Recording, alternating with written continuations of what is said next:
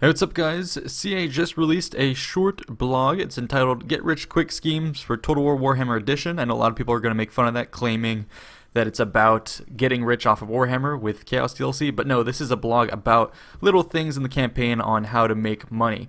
So the first one they say is, and there's a number of points, we're only going to be going over some of the key ones.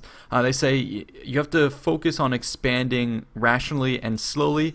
They say it's more efficient to grow organically, and that reaching out too quickly to expand your territory just for the sake of it will often end in ruining your coffers. So I think if there is some meat behind this, then that is a good way to change up the pace of the campaign, because otherwise it feels like it's almost a blitz.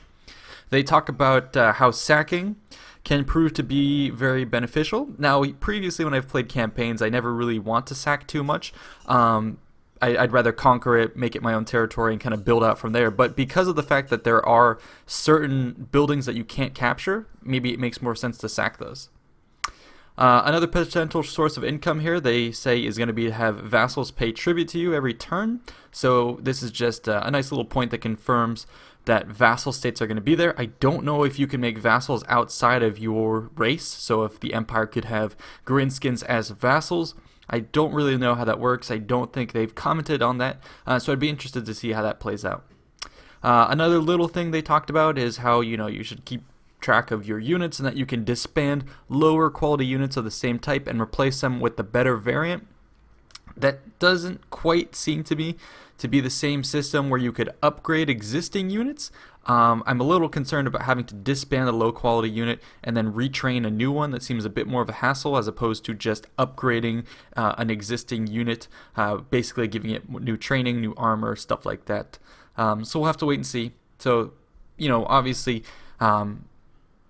trimming away at your army and keeping the budget under wraps is something we've known in the past, but I just wanted to point that out.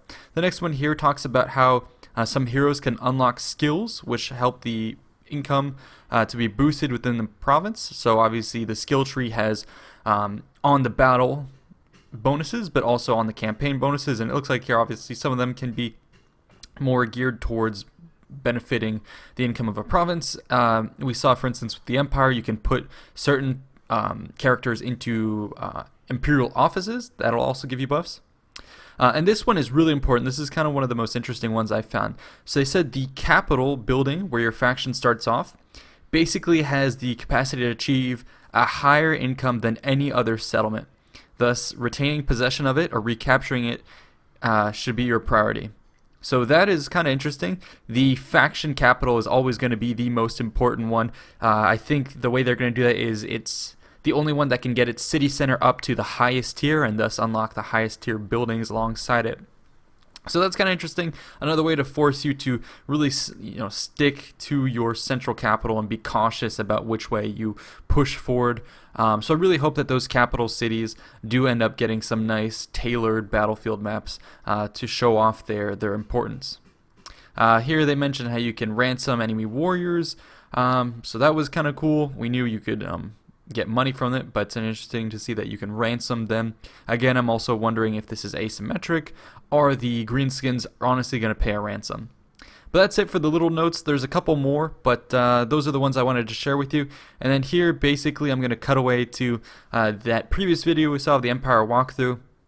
And all we're going to be doing is kind of doing a freeze frame on some of the buildings that were revealed, just so we can look at some of the stats behind them. So Menagerie, Gunsmith, and Blacksmith here. So basically each of them unlocking different units or increasing the recruitment capacity. It looks like the Blacksmith also unlocks certain technologies for you, as well as the Menagerie, so that allows you to start progressing towards those technologies. There are going to be buildings as prerequisites, but again, that's just as the Empire. Keep in mind this will change sort of the interplay of technology and buildings and recruitment handles kind of differently depending on which faction or race you're playing.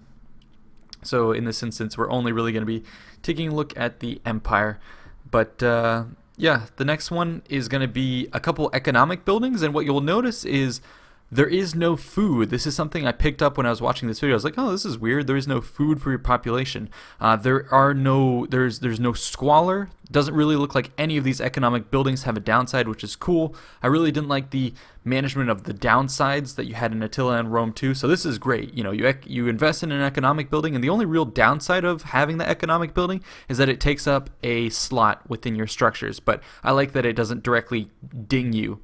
By producing squalor or requiring food or all sorts of stuff like that. And then here with the main building panel browser, you can see on the left that it's going to be the Altdorf Civic tech tree. So you can see this is, like they were alluding to before, one of the few settlements that can tech up all the way. So your capital building there, once you get it up all the way, then across the board you can then get all the high-tech buildings, which will get you the economic returns that they were speaking of before. CA here just went over a couple of the different ones. I've gone ahead and already clipped out these different pottery things that we took a look at previously, but then there's some more interesting stuff when they pivot over here. So you can see, for instance, in this settlement, the top level is all blocked off.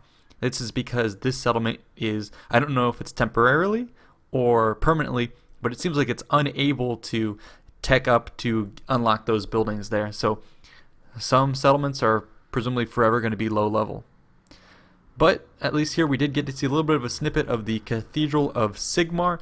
This kind of shows how it is used to help fight chaos, corruption, and then also how it unlocks the Witch Hunter, and it raises the limit on Witch Hunters, so it looks like there is going to be a total limit cap on agents based on buildings. Now I do remember CA previously saying that there is no limit cap on armies, but I don't think they mentioned anything about a limit cap on agents, so that maybe alludes to that.